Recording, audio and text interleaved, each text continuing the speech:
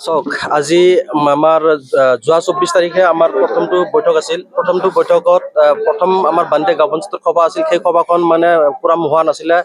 তাৰপিছত আকৌ মানে নেক্সট আমাৰ ৩ তাৰিখে দিছিলে। আজি ৩ তাৰিখ, এই ৩ তাৰিখত আমি ভোট হ'ল। ভোট হোৱাত আমাৰ প্ৰস্তাৱ হৈছিলে। প্ৰস্তাৱ আমি মেজৰিটি আছিলোঁ, কমপ্লিট মেজৰিটি আছিলোঁ। তথাপিও আৰু এটা বিৰোধীয়ে মানে প্ৰস্তাৱ কৰাৰ কাৰণে আমাৰ ডাবল কেণ্ডিডেট হোৱাৰ কাৰণে ভোটিং চিষ্টেম হ'ল। ভোটিং চিষ্টেমত মই ৪ পাইছোঁ, মই সভাপতি হিচাপে ৪টা পাইছোঁ আৰু ৬টা পাইছোঁ আৰু আমাৰ উপসভানেত্ৰী নাজিমা বাইদেউ 6টা পাইছে আৰু প্ৰতিপক্ষই পাইছে আপোনাৰ 4টা। আপুনি সভাপতি হিচাপে নিৰ্বাচিত হৈছে, আপোনাৰ নামটো কওক। মোৰ নাম বিৰাজউদ্দিন আহমেদ।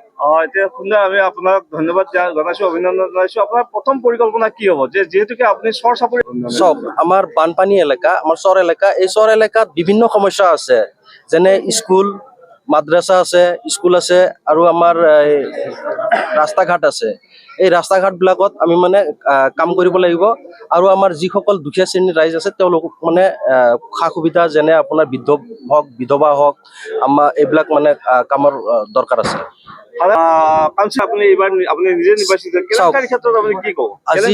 আজি মই ২০০৮ চনৰ পৰা বৰ্তমান ২০২৫লৈকে মানে আছো আৰু ২০০৮ চনত মই সদস্য হিচাপে নিৰ্বাচিত হৈ আহিছিলোঁ আৰু ২০১৮ত মোৰ মিছেছ আঞ্চলিক পঞ্চায়তৰ সদস্য হিচাপে নিৰ্বাচিত হৈ আহিছিল। এইবুলি মই পঞ্চায়ত নিৰ্বাচনত মই নিজে সদস্য হিচাপে নিৰ্বাচিত হৈছোঁ, আজি সভাপতি হৈছোঁ। কিন্তু যি আৰু প্ৰতিনিধিও আছে, তেওঁলোকে আজিলৈকে তাৰমানে একবাৰ জিকাৰ পিছত 2বাৰ জিকিব নোৱাৰে। কিন্তু ৰাইজে মোক একবাৰ নহয়, 2বাৰ নহয়, 3বাৰ দিছে। তাৰপিছত আকৌ সভাপতি হিচাপে আকৌ নিৰ্বাচিত কৰিছে। মোৰ মৰমৰ অতি শ্ৰদ্ধাৰ সদস্যসকলে মোক নিৰ্বাচন কৰিছে। আজি ৰাইজ আহিছে, আজি শুভাকাংক্ষীসকল আহিছে। আজি যিসকল শুভাকাংক্ষীয়ে মানে মোক মানে সহায় কৰিছে তেওঁলোকক মই ধন্যবাদ জনাইছোঁ।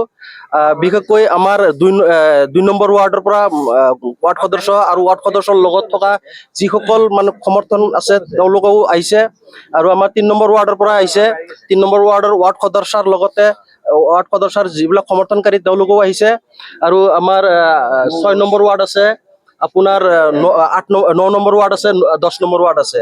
গতিকে মই সকলোকে ধন্যবাদ জনাইছোঁ। হয়, তেনেকুৱা মানে হয়তো মানে অন্যান্য পঞ্চায়তত হৈছে, কিন্তু আমাৰ পঞ্চায়তত হোৱা নাই।